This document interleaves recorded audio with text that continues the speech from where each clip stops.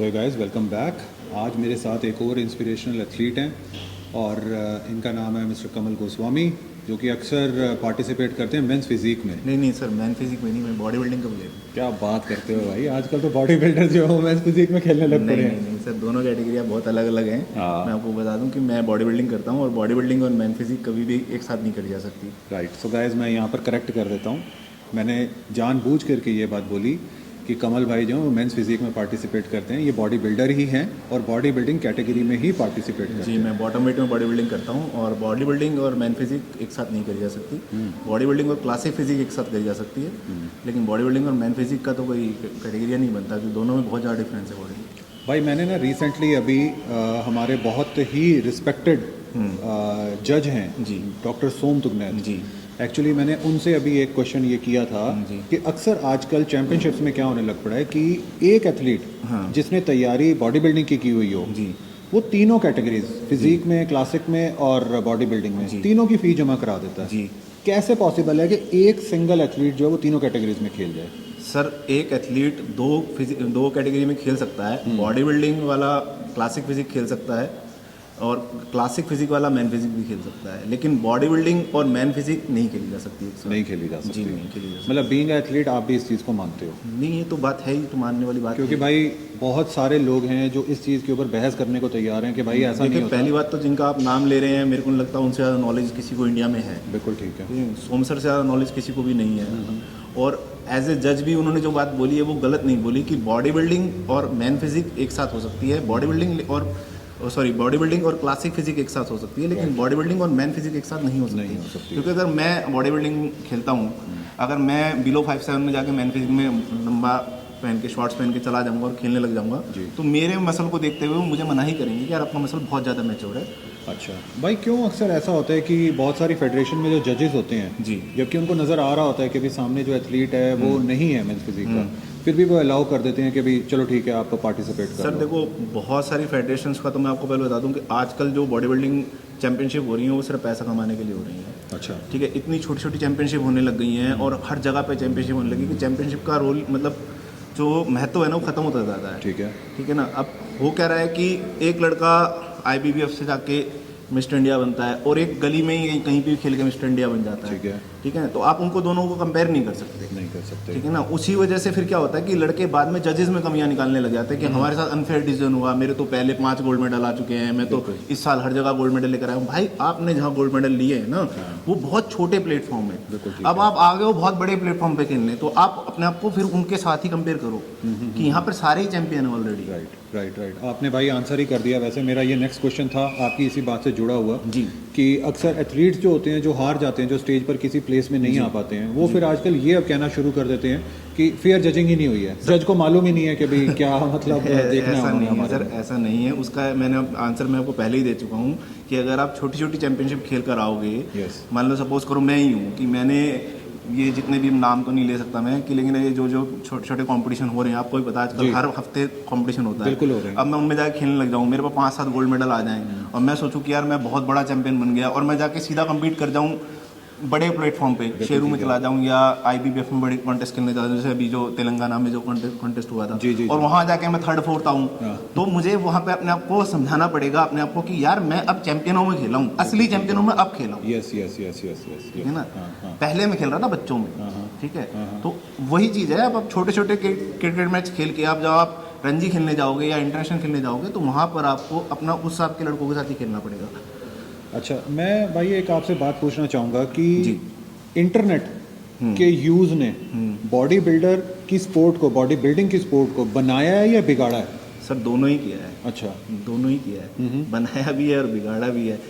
देखो अब क्या होता है कि आजकल लोग ना अपने को खुद ही कोचेस करने समझने लग जाते हैं। ठीक है, मैं इतने साल से बॉडी बिल्डिंग कर रहा हूँ, तो लेकिन मैं सिंगल, मेरे आज तक जिनके अंडर मैं Day 1 से कर रहा था उनके अंडर ही हूँ, आज भी उन्हीं के अंडर हूँ। अच्छा। ठीक है, लेकिन अब क्या होता है कि लोग क्या करते हैं, 4 चीज़ें इंटरनेट पे पढ़ते हैं, वो अपने को खुद ही कोच समझने लग जाते हैं। खुद को अधूरा ज्ञान, फिर वो इसको भी बताने लग जाएंगे कि यार मैंने पढ़ा इंटरनेट पे, इस तू ये ऐसे कर, तू ऐसे कर। ठीक है, हर चीज़ के बारे में तो यूट्यूबर ने वीडियो बना रखी है। ठीक है, लेकिन आपने देखो, मैं किसी यूट्यूबर के अगेंस्ट नहीं जाऊँगा, लेकिन आपने कभी किसी यूट्यूबर का मेडल आता हुआ देखा?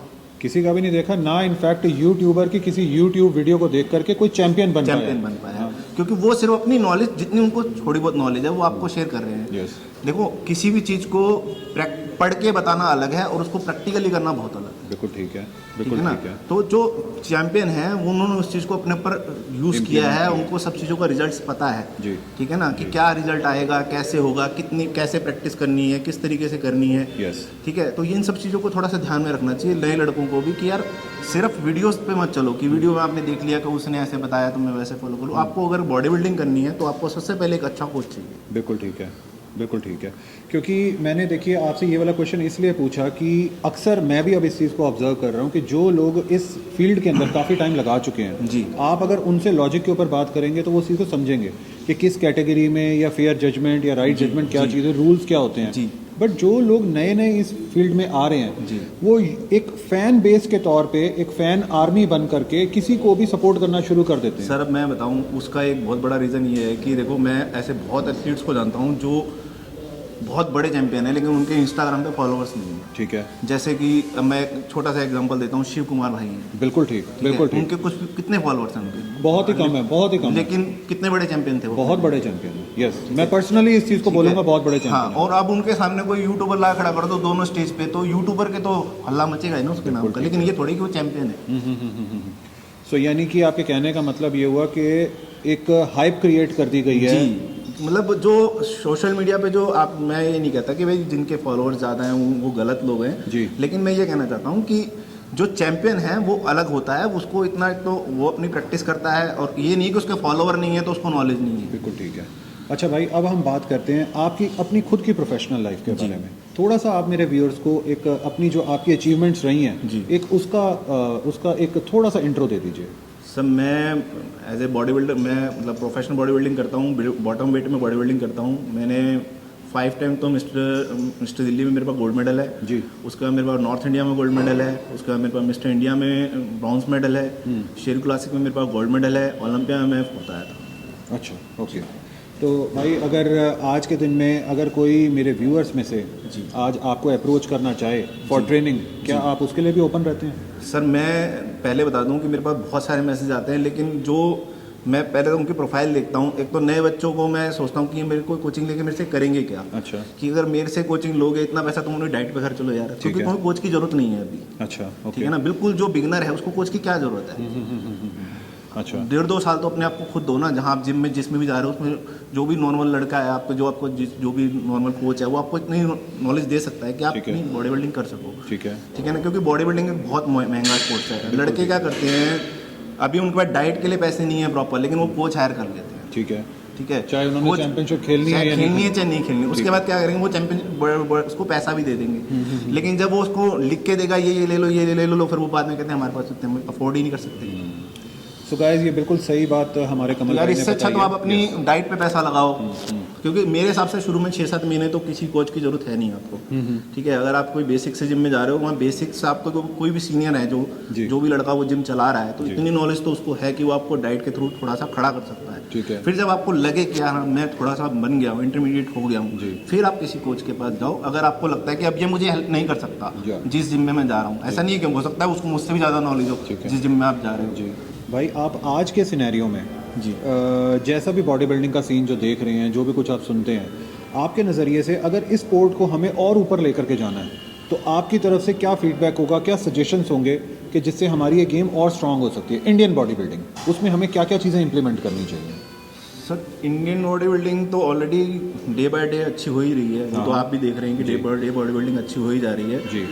इसके लिए हमें एक तो चीज़ जो सबसे ज़्यादा करनी है वो ये करना है कि अगर हमको जैसे अगर मान लो कोई भी लड़का बॉडी बिल्डिंग कर रहा है तो उसको बॉडी बिल्डिंग के तो रूल्स पता होने चाहिए। ठीक है ना, इतनी जल्दी अपने आप को नेगेटिविटी ना लाए अपने अंदर कि यार मेरे मेडल नहीं आ रहे, या मैं यहाँ पर ऐसा नहीं हो रहा है, या मैं वैसा नहीं हो रहा है, कुछ भी हो रहा है। अगर आप मान लो, अगर जैसे सपोज करो कि अगर मैं यहाँ पर बॉडी बिल्डिंग कर रहा हूँ, अब मैं बॉडी बिल्डिंग से यहाँ पे मान लीजिए सपोज करो मेरा प्रो कार्ड आ जाता है यहाँ पे बॉडी बिल्डिंग में, तो मेरे को आगे जाके तो अपनी कैटेगरी बदलनी ही है। लेकिन अभी मैं इंडिया में तो उस हिसाब से खेलूँ ना पहले। बिल्कुल ठीक है। कई एथलीट ऐसे हैं जो अच्छा होने के बावजूद भी अपनी कैटेगरी चेंज नहीं कर पा रहे। अच्छा अच्छा, ठीक है। ठीक है, वो बहुत अच्छा कर सकते हैं लेकिन वो अड़े हुए हैं कि नहीं हम तो यहीं खेलेंगे। यहीं खेलेंगे। अच्छा, और फेडरेशंस के नज़रिए से क्या चेंज फेडरेशन को करना चाहिए जिससे कि एक एथलीट को और स्पोर्ट को और ज़्यादा फ़ायदा हो सके?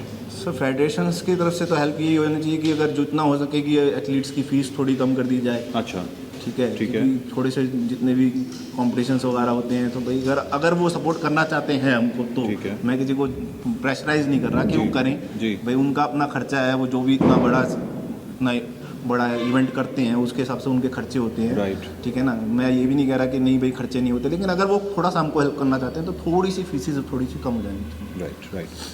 सो गाइज, ये थे हमारे आज के इंस्पिरेशनल एथलीट मिस्टर कमल, और ऐसे ही और वीडियोस देखते रहने के लिए आप बने रहिए इस चैनल पर। अगर हमारी आज की इस कॉन्वर्सेशन के रिगार्ड में आपके पास में कोई भी सजेशंस है, कमेंट्स है, तो आप नीचे दिए गए कमेंट सेक्शन बॉक्स में लिखिए। आई एम श्योर कमल उसको ग्लैडली आंसर करेंगे।